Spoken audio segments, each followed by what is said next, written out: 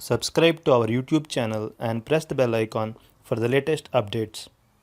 How to turn off protected tweets on your Twitter account. Log into your Twitter account if you are not already logged in. Click on the More tab in the left sidebar. Click on the Settings and Support from the pop-up menu. Now click on the Settings and Privacy from the drop-down menu. Under Settings section, click on Your Account.